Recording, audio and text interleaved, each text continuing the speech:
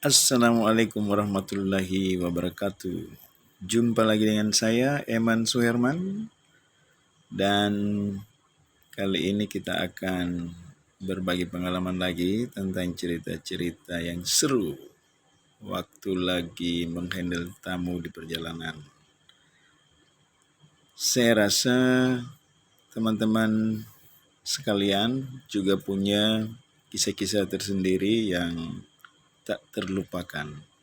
Kisah-kisah seru dengan tamu-tamu yang kita handle, entah itu tamu mancanegara ataupun tamu-tamu domestik, atau juga dikenal dengan Wisnus atau Wisman. Jadi saya punya pengalaman waktu itu saya tur hari pertama kita handle tamunya dari Bandar Udara Internasional Hasanuddin menuju Toraja. Jadi hari pertama Bandar Udara Sultan Hasanuddin 3 atau 4 jam kita mampir lunch di Parepare. Kemudian setelah itu 2 jam perjalanan kita tiba di Gunung Nona. Kita mampir coffee break, toilet. Lalu 2 jam berikutnya kita tiba di Toraja. Nah, hari berikutnya 2 hari tur di Toraja. Setelah itu hari keempat kita tur ke Sengkang. Nah, di sini ada pengalaman seru bagi saya dan tamu yang saya antar. Jadi saya dengan 2 orang tamu yang suami istri itu sudah kenal dengan baik dan sudah sering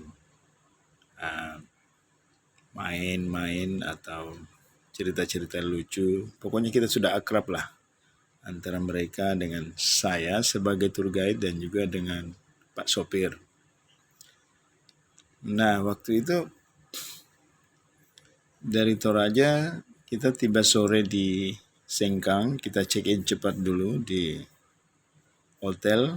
Lalu dari hotel sekitar pukul 4 kita sudah janjian dengan tukang perahu. Nah, waktu kita naik dari tepi sungai itu, melangkahkan kaki ke atas perahu ketinting, itu biasa-biasa aja. Kemudian ada pertanyaan tamu kepada saya, ya agak lucu juga sih, tapi mereka mungkin jujur bertanya, rada-rada takut karena melihat ukuran perahu yang tidak begitu besar. Kemudian kita akan melalui sungai dan danau.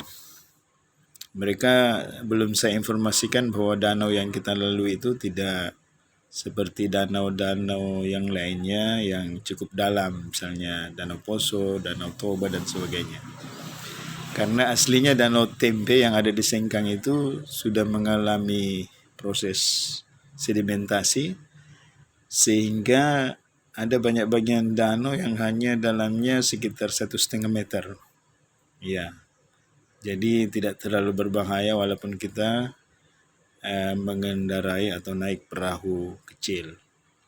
Karena highlightnya Danau Tempe yaitu bagaimana masyarakat atau aktivitas masyarakat di perjalanan, bagaimana mereka mengerjakan kegiatan sehari-harinya gitu. Itu yang menarik.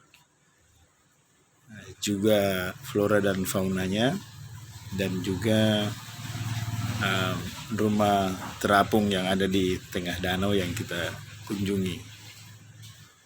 Yang lucu, satu dari mereka bertanya, rada-rada khawatir, jangan-jangan ada buaya yang ada atau masih hidup di daerah tersebut. Sebenarnya di danau itu ada menurut cerita orang memang ada buaya yang hidup di situ, tetapi saya sendiri belum pernah melihat. Pertanyaannya seperti ini, Eman, ya mungkin saya bisa bahasa Jerman sedikit. Mereka bertanya seperti ini, Eman, du hast schon gesagt, du hast schon erzählt, in diesem Fluss leben einige Krokodile. Wenn unterwegs plötzlich kommt zu uns, was passiert? Du bist als Reiseleiter. Du verantwortest alle von dieser Ausflug auf dem Boot. Nah, gitu. Jadi artinya kira-kira begini. Tadi kamu cerita di jalan bahwa di sungai ini atau di danau ini mungkin saja hidup buaya.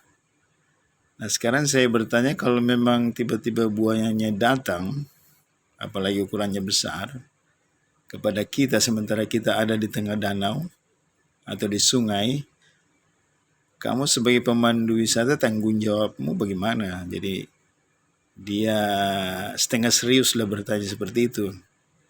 Karena aku lihat dia orangnya setengah serius, lagi pula kami sudah akrab. Nah, aku lihat mereka pakai sepatu Adidas yang masih baru gitu. Kok tiba-tiba saja saya mengaitkan dengan sepatu mereka gitu. Saya juga bercanda, saya bilang, iya ya, saya bertanggung jawab atas tur ini. Tapi kalau tiba-tiba buayanya datang, itu juga saya tidak tahu. Tapi tidak usah khawatir.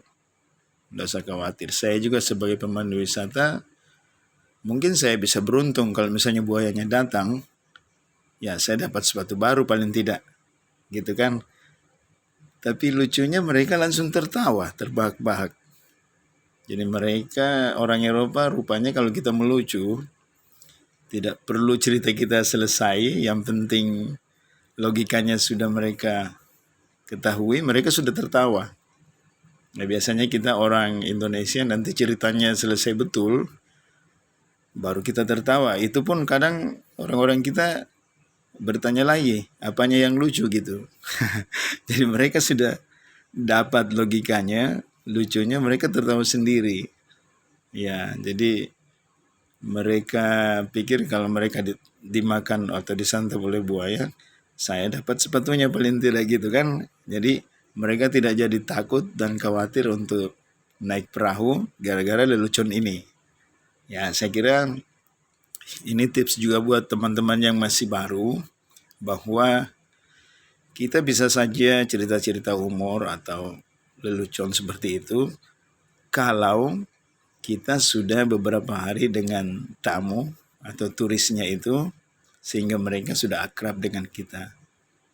Jadi kalau misalnya dari airport belum terlalu akrab, kemudian Anda melakukan tur yang seperti yang saya ceritain tadi, naik perahu, lalu Anda ceritain buaya, itu mungkin ceritanya beda.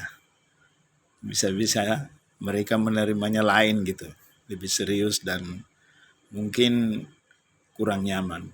Sekian dari saya untuk kisah kali ini. Kisah nyata dari pengalaman saya waktu memandu wisatawan dari Jerman. Oke, kita ketemu dengan cerita yang berbeda. Assalamualaikum, selamat malam.